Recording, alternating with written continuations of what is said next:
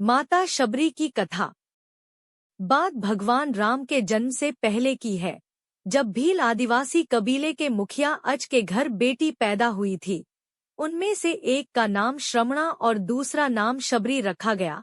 शबरी की माँ इंदुमती उसे खूब प्यार करती थी।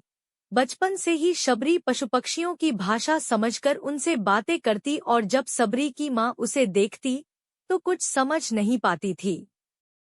कुछ समय बाद एक पंडित ने शबरी के परिवार को बताया कि वो आगे चलकर सन्यासी बन सकती है।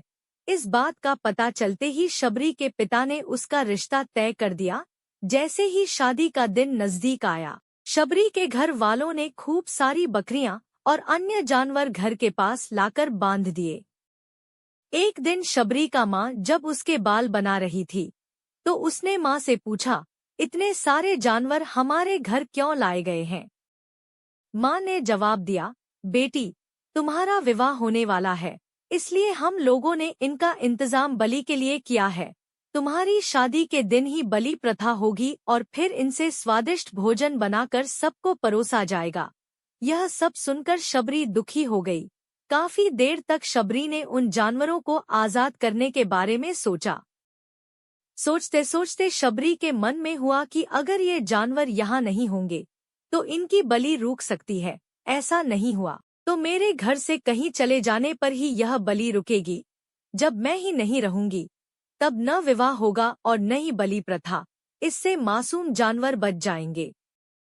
इसी सोच के साथ जानवरों को रखी गई जगह पर शबरी पहुंची।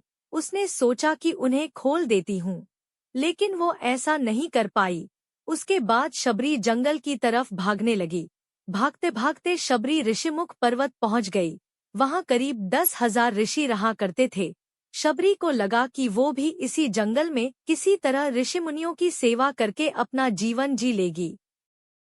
वो चुपचाप उसी जंगल में एक हिस्से में किसी तरह से रहने लगी। शबरी रोजाना ऋषि मुनियों की झोपड़ी के आगे झाड़ू लगाती और हवन के लिए लकड़ियां भी लाकर रख देती। ऋषि मुनियों को समझ नहीं आ रहा था कि जंगल में उनके काम अपने आप कैसे हो रहे हैं। एक दिन शबरी को किसी ऋषि ने देख लिया। उसे देखते ही उसका परिचय पूछा। जैसे ही शबरी ने बताया कि वो भील आदिवासी परिवार से संबंध रखती है तो उसे ऋषियों ने खूब डांट लगाई। शबरी को इस बात का बिल्कुल भी पता नहीं था कि उसकी जाति छोटी है और उसे ऋषियों द्वारा जाति की वजह अपमान सहन करना पड़ेगा। इतना सब होने के बाद भी शबरी हर ऋषिमुनि के दरवाजे पहुंचती और उनके आंगन में झाड़ू लगाकर उनसे गुरु दीक्षा देने के लिए कहती। हर कोई शबरी को उसकी जाति की वजह से अपने आश्रम से भगा देता था। ऐसा होते होते काफी समय बीत गया। उसके बाद शबरी मतंग ऋषि की कुटिया में पहुंची। वहां पहुंचकर मतंग ऋषि को शबरी ने बताया कि वो उनसे गुरु दीक्षा लेना चाहती है। उन्होंने खुशी खुशी उसे अपने गुरुकुल में रहने दिया और भगवान से जुड़ा ज्ञान देते रहे। शबरी ने भी अपने गुरु मतंग ऋषि की सेवा करने में कोई कसर नहीं छोड़ी। वो गुरुकुल के भी सारे काम करती थी। शबरी से खुश होकर मतंग ऋषि ने उसे बेटी मान लिया था। समय के साथ मतंग ऋषि का शरीर बूढ़ा हो गया। उन्होंने एक दिन शबरी को अपने पास बुलाया और कहा, बेटी, मैं अपना देह त्यागना चाह रहा हूँ। बहुत साल हो गए इस शरीर में रहते रहते। शबरी ने दुखी मन से कहा, आपके ही सहारे मैं इस जंगल में रह पाई हूँ। आप ही चले जाएंगे तो मैं जीकर क्या करूँगी? आप अपने संग मुझे भी ले जाइए, मैं भी देह त्याग दूंगी। मतंग ऋषि ने जवाब दिया, बेटी, तुम्हें चिंता करने की जरूरत नहीं है। राम तुम्हारी चिंता करेंगे और ध्यान भी रखेंगे। शबरी ने राम का नाम सुनने के बाद पूछा, वो कौन है और उन्हें मैं किस तरह से ढूंढूंगी? मंतग ऋषि ने बताया, राम कोई और नहीं भगवान है। वो तुम्हें सारे अच्छे कर्मों का फल देंगे।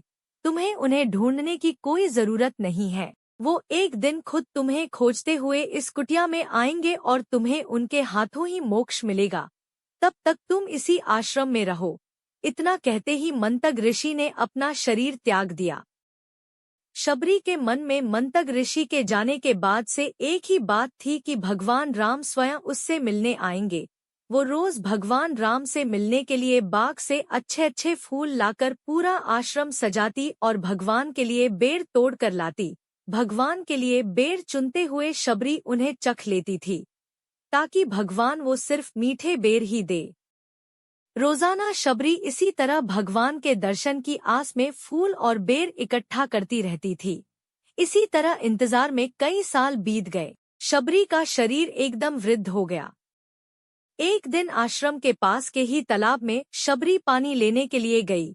तभी पास के ही एक ऋषि ने उसे अछूत कहते हुए वहां से भागने के लिए कहा और एक पत्थर मार दिया। वो पत्थर जब शबरी को लगा तो उसे चोट लगी और खून बहने लगा। बहते हुए खून की एक बूंद उसी तालाब के पानी में गिर गई। तभी पूरा तालाब का पानी खून में बदल गया। ये सब होता देखकर ऋषि ने शबरी को ही डांटा और कहा कि पापीन, तुम्हारी वजह से पूरा पानी खराब हो गया। रोज ऋषि उस पानी को साफ करने के लिए अपनी कई तरह की विद्याओं का इस्तेमाल करते। कई सारे जतन करने के बाद भी कुछ नहीं हुआ। फिर उन्होंने गंगा जैसी कई पवित्र नदियों का जल भी उस तालाब में डाला, फिर भी तालाब का पानी साफ नहीं हो पाया और वो खून जैसा ही रहा।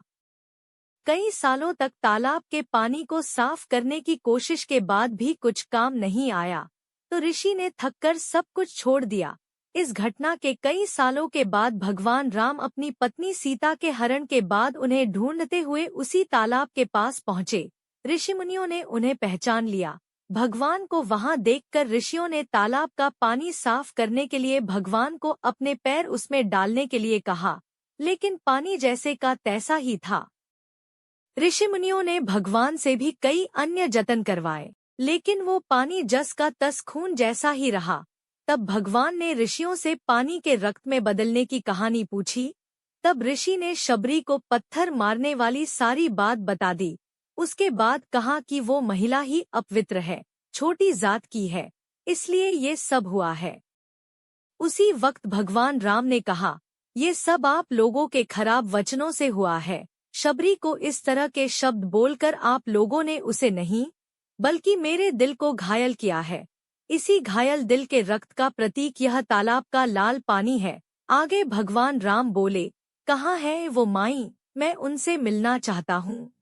तब तक शबरी उसी तालाब के पास पहुँच जाती है। इस दौरान शबरी के पैर को ठोकर लगती है और कुछ घूल उस तालाब में गिर जाती है।